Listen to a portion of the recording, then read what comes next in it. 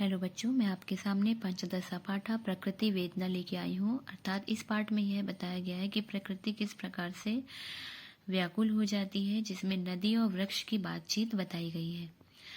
ग्रीष्मतो विद्युत भावे प्रचंड उष्मणा पीड़िता मयंका ग्रहात निष्क्रम्य।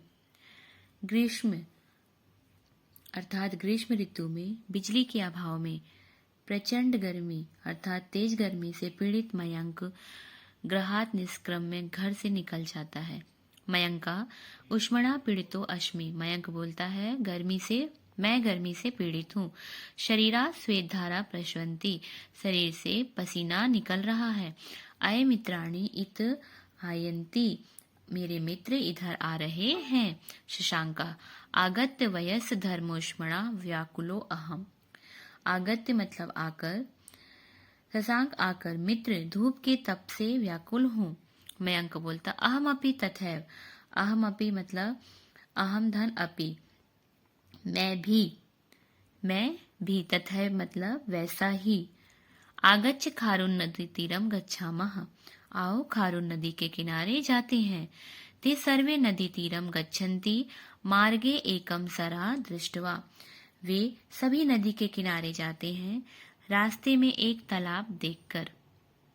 संस्कारा मयंक पश्य अस्मिन् सरसि कनिचिन विकसितानि अन्यानि निमिलितानि पुष्पाणि सन्ति एतत् कथम संभवति। संस्कारा मयंक से बोलता है, देखो इस तालाब में कुछ अधखिले, कानिचिन मतलब अधखिले, अधखिले और कुछ खिले हुए फूल हैं। एततम कथम संभवति, ऐसा कैसे संभव है। मयंका मित्र यानी सूर्योदय विकसितानि तानि पद्मानि यानी च चंद्रोदय विकसितानि तानि कुमुदनी इति। मित्र यानी अर्थात जो सूर्योदय में खिलता है वह कमल है और जो चंद्रोदय में खिलता है वह कुमुदनी है। वार्तालापम कुर्वन्ता ते खारुन नदी तीरम निमज्जन्ति। बातचीत करते हुए ते वे खारुन नदी का किनारा छोड़ते हैं। निमज्जन्ति मतलब डुबकी लगाते हैं। आपस में बातचीत करते हुए वे खारुन नदी में डुबकी लगाते हैं। संयोगा आहा आनंद प्रदो अयम जल विहारा। आहा ये जल विहार आनंददायक है। मयंक आम सत्य मुक्तम भवता शीतले अस्मिन् जले मंदेन समीरेण च मना प्रसिद्धति। आम मतलब हाँ, सत्य मुक्तम भवता सच कहता हूँ, इस शीतल जल और धीमी ठंडी हवा से मन प्रसन्न होता है। शशांक कीदृशम शोभनम दृश्यम। कैसा सुंदर दृश्य है। मत्स्या सरति क्रीडन्ति। मछलियां तालाब में खेलती हैं। मंडुका इतस्तः प्लवन्ते और मेढक इधर उधर तैरते हैं। तटे समाहिता कुर्मा जनानाम सम्मर्दात् भीताम नद्याम प्रविशन्ति। तट के किनारे स्थित कछुआ, पीता मतलब कछुआ, लोगों के पैरों के नीचे दबने के भय से भीतर नदी में प्रवेश करता है। सहसा श्रूयते विषादमया रोदन ध्वनि। अचानक उन्होंने किसी की दुख भरी रोने की आवाज सुनी। प्रथमा शून्यवाणी हा धिक कीदृशम मम जीवनः। प्रथमा बोलता है शून्यवाणी में, हा धिक कैसा है मेरा जीवन। मंडुका इतस्तः अवलोक्य नद्या स्वर एव प्रतीयते। इधर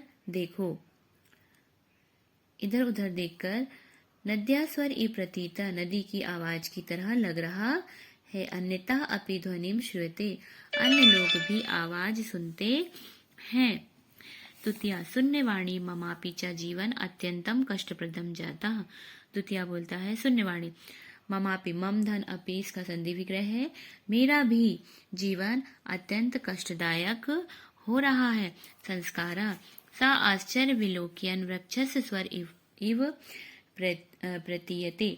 आश्चर्य से देखकर वृक्ष की आवाज की तरह लग रहा है। वृक्ष की आवाज की तरह लग रहा है। मित्राणि ध्यानेन परस्परम अवलोक्यन्ते। मित्र लोग ध्यान से आपस में देखते हैं। नदी तव समस्या का अस्ति। नदी कहती है तुम्हारी क्या समस्या है। माम पश्य जना रासायनिक अवकरे मना जलम दूषयन्ति। मुझे देखो, लोगों के रासायनिक अवकरों से प्रदूषण से मेरा जल दूषित होता है। कुर्मा मकरा मत्स्यद्या सर्वे जलाचरा संस्कृता। कुर्मा का मतलब कछुआ, मकरा मगर और मछली आदि सभी जल में रहने वाले जीव परेशान हैं। वृक्षः आम सत्य कथनम परम मम व्यथा तत्वतोपि अधिका।